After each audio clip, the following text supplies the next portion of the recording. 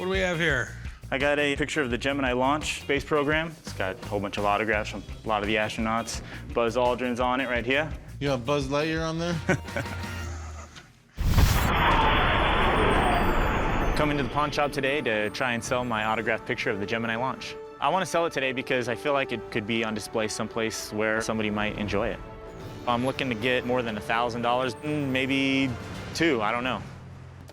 Where'd you get that? I was going through my grandfather's stuff. He was a fighter pilot for the United States Air Force. I fly for the Air Force now. Figured might bring it down here, see what you guys think. Flying this kind of stuff is like the holy grail for you guys, right? Holy grail. Yeah, so, I mean, this is like the peak of the peak, you know, the mountaintop. Back in the 60s, NASA was all about trying to get to the moon, and the Gemini program really helped them pave the way. It was basically a bunch of space and test flights designed to help develop equipment for the Apollo missions, which got us to the moon. I mean, man, you got a lot of signatures on here. I mean, you got Buzz Aldrin, I know who he is, Grissom. A lot of these guys were very prominent in taking part in the actual launch of the Gemini itself. And you got any paperwork verifying any of these signatures? I don't, but I have no reason to believe that they're fakes. I mean, my grandpa wouldn't have anything in his basement that he made up, you know? And I mean, you can tell how each signature is individualized. They're authentic. NASA's known for having astronauts sign stuff for senators and other big shots around the country. But everything I've seen before hasn't had nearly this much signatures on it. We've had a lot of success with NASA stuff in the past, but my only concern is a lot of these guys I've never heard of. Well, what do you want to do with it? It's been sitting in the basement collecting dust. I wouldn't mind selling it. You got a lot there. Right. I know Buzz Aldrin. I have no idea who Wally Schirmer is. Mm-hmm.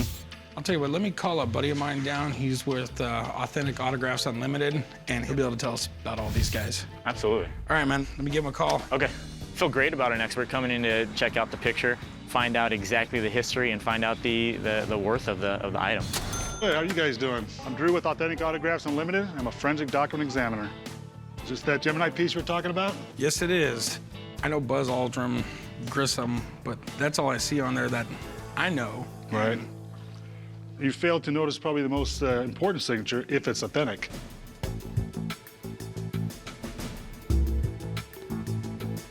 First man who walked on the moon, Neil Armstrong. I didn't even notice that. This is authentic. That would be the #1, the most valuable signature, definitely. That's why we call you in, man. Holy shit, Neil Armstrong, how did I miss that? This thing went from being cool to really cool. Now, this is really important because we have Edward White up the top and Gus Grissom. Those were Apollo 1 astronauts, and they were the ones who were killed in the fire. Gus Grissom was the second American to go into space, so I can't imagine there'd be too many items signed by both Grissom and Ed White out there. Their lives were tragically cut short when Apollo 1 had a fire during the test mission. Now, the thing that's very important when you're dealing with astronaut signatures is auto pens. It's a machine that does them. Now, you can totally see the pressure of all the signatures are different. You've got feathered endings and things like that. Okay, these are definitely not auto pens. Okay, Right. so now we have to move on to the next stage to find out if they're authentic or not. Here we go with Neil Armstrong. Well, you can see it's kind of faint, but it's definitely there. Charles Conrad, handwriting looks right. He's another moonwalker. We have James Lovell, Apollo 13 from the movie. Tom Hanks played him. So, Drew, what do you think? Well, you know, you put all the evidence together. We know it's not auto pens. All the capital letters, the speed, and the consistency, all together. This thing is absolutely real. Nice. Absolutely real. I knew it was. So, you got any idea of what it could be worth? Well, this is a very rare type of piece because it's got so many signatures on it. I would say actually retail, $4,000 or $5,000. Wow. Absolutely worth it. That's impressive. Hey, appreciate you coming down. All right, guys. Thanks a lot, buddy. You betcha. We'll see you guys again. Thanks for looking Take at care. it. So what were you looking to do with it, man? You want to sell it, pawn it? Well, yeah, let's go ahead and sell it. I mean, you said $4,000 or $5,000. You know, $4,000 or $5,000, that's a real high number in a real high-end location. I'd like to offer you somewhere around $1,500 for it. What do you say about $3,000? I'll bump it up to $2,000 if it helps you out, man. $2,500? Unfortunately, man, $2,000 is gonna be max for me.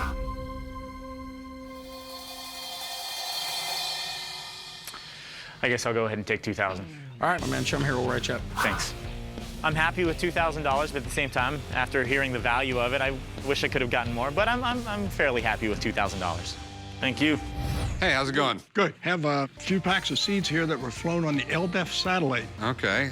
They're space seeds. Sweet. LDEF. Do you know what that stood for? Long Duration Exposure Facility. Oh, okay. All right, so... You know that? No, I didn't know that. I came to the pawn shop in order to try to sell my space seeds. The space seeds were flown on the LDEF satellite, and they distribute them to high schools across the country. I'd like to get about $120 for the whole lot. It was put up in 1984 on the Challenger and was supposed to stay up for 6 months. Return to Earth, January 20th, 1990, on Space Shuttle Columbia.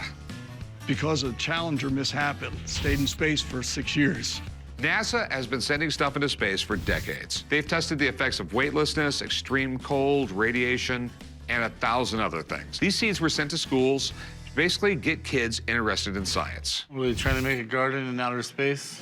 Yeah, they wanted to see what the effect of radiation was on the germination of the seeds. I had a bunch of students in an astronomy club, so we grew the seeds, we measured them, reported that back to NASA.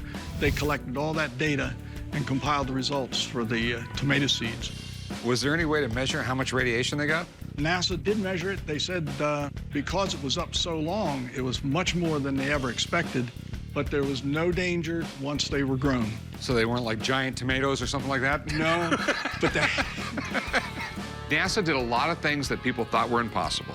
They put a man on the moon. It's part of the American dream, and collectors will shell out good money for anything connected to it. What do you want to do with these? I'd like to sell them. What were you looking to get out of them? I was hoping to get about $20 a pack. That's around what I can sell them for. I'll tell you what, I'll give you 60 bucks for them. These are actually from outer space, so I was sort of hoping for 120. Believe it or not, I've actually seen these before. There was a lot of seeds in space. Yes, yes. I'll give you 80 bucks. Give me $100 and that'll be it.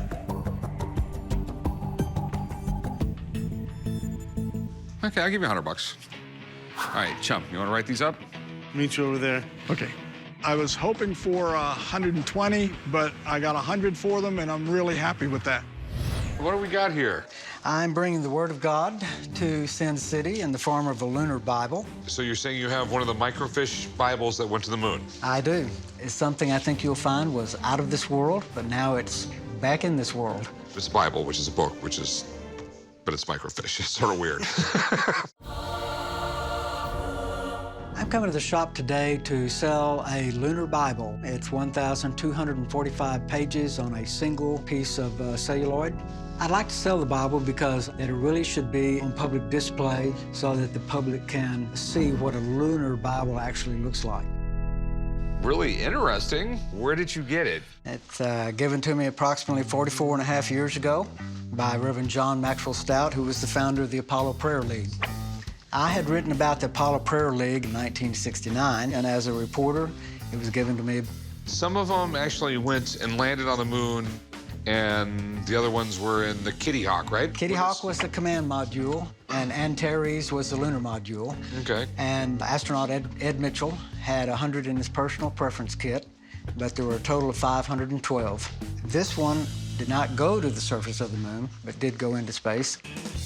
A lunar Bible is really cool, but the problem is no one really knows how many there were up there. If this thing is legitimate, I am definitely interested. I always love to make money, but you're gonna have to do a lot of proving and show me a lot of facts. So how much do you want for this? Well, noting what they've been selling for in the last 3 or 4 years, I'm asking $70,000. Whoa. One sold in May of 2014 for $75,000. I mean, do you have any, like, paperwork or? I have an Apollo Prayer League newsletter, and inside you will find photos of Mitchell returning it to John Stout, but you'll also find my story. But you don't have any paperwork or a letter from him saying he gave it to you? I only have personal letters. If you don't mind, I'd like to call up a friend of mine and get her down here. She's an expert on very expensive books, and I'm sure she would know about this, and she'd give us some info on it, and we'll go from there, because that's a lot of money, and it's a little odd. So give me a few minutes, okay? You're welcome, Ed. Thank you. If I get the $70,000 for this lunar Bible, my wife and I are going to go to Europe, and we're going to spend a lot more than a week. Well, there it is, the tiny, tiny, tiny book. This is the book you brought me, huh? I have no clue. It's pretty complicated. Could I take a look at it? Yes. When the Apollo missions were started in order to put a man on the moon, there was a league put together. It was the Apollo Prayer League that actually created little microfiche that they could send with an astronaut to the moon. There it is. All right, so you've got all 1,245 pages here. Correct. It's the NCR, that's the National Cash Register Company. They're the ones who created this particular type of microform, Bible number 715, which is the edition that these were purchased from. They actually tried to get it to the moon 3 different times before they succeeded in getting a certain amount. It was Apollo 12, 13, and then finally successfully in 14. But normally, it's trimmed very, very close to the edges here. If you're talking about taking something to the moon and every single 1/10 of an ounce counts, you can see why they would trim that. Okay. That doesn't mean that some don't exist that were untrimmed, but logically, it makes sense that they would only be trimmed. And previous copies that have sold in the past have had serial numbers. This one does not have a serial number. And in some ways, that's too bad, because if it did, that would help a lot. Is there even enough there for you even to morally sell it as such? I find the idea of this really amazing.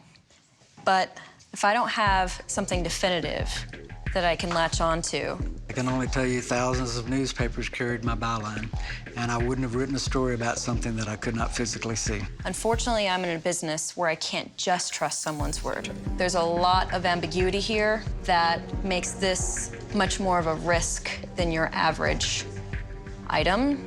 More risk for you as the dealer. You can expect some liability if you sell this as a real thing. Right. So do with that what you will. I've given you the opinion from a rare book dealer.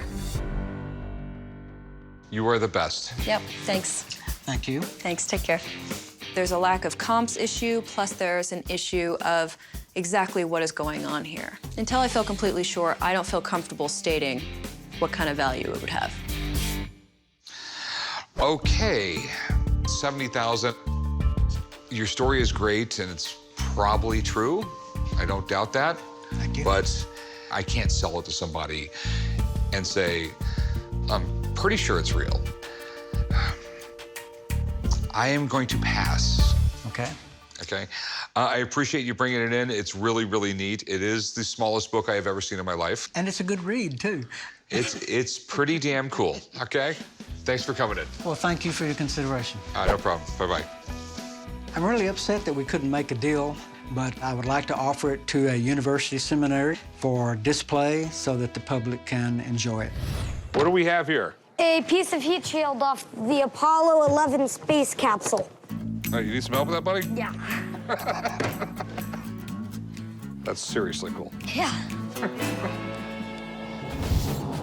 We decided to come to the pawn shop today to sell our piece of the Apollo 11 space capsule. The least I'll take is $500,000 because it's from the Apollo mission. 11 years old, we need to start thinking about college expenses. Where in the world did you get this? My great-grandfather found it washed up on the beach in the Bahamas. So how does that mean it came from the Apollo 11 capsule? Well, it was the only thing at the time they were using this for. And do you know why they need a heat shield? It keeps the astronauts inside the capsule from burning up when the capsule re-enters the atmosphere. Oh, you're good. It took the Apollo program years to come up with a fiberglass heat shield that could protect the astronauts.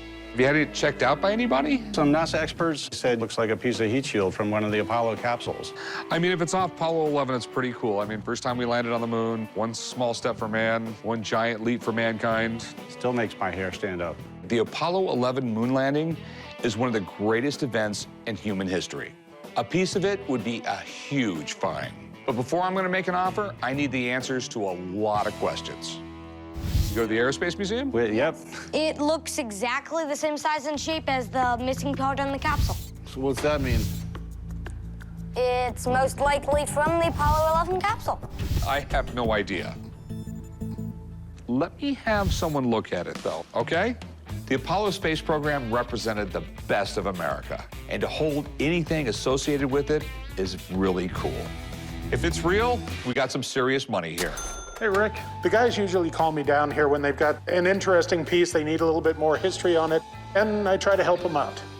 So what have we got today? A piece of heat shield they claim is off the Apollo 11 capsule. That's cool. I can remember when we stepped onto the moon.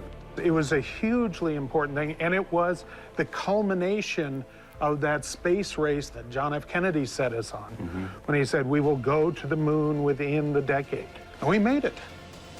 Now, the heat shield part of the space program was one of the most important parts.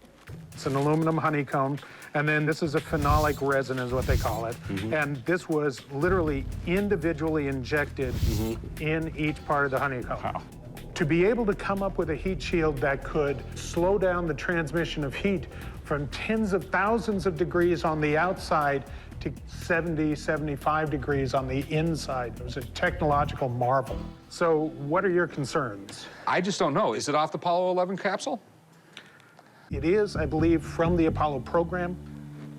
There are a number of rockets sent up to test various thicknesses of heat shields. One of the things about the heat shield on the command module is you'll never find holes like this in it. It had to be a solid piece.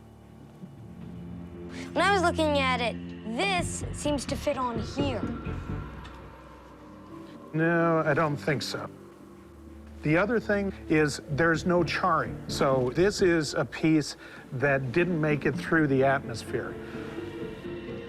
This is not off the command module. However, I do believe that it's off something within the Apollo program, probably one of the test rockets.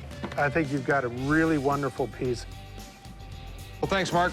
Very good to meet you. Thank you for bringing it in. Even though, no, it's not off the command module, no, it's not off Apollo 11, it's still out of that program, so you ought to be proud that he's got it. Unfortunately, I couldn't make you an offer. That's really kind of disappointing news, but It's still extremely cool, and I still love it. Okay. All right. Thanks for coming in. I appreciate it. You bet. Thanks a lot. I was a little disappointed when he didn't make me an offer, but maybe I'll just keep it.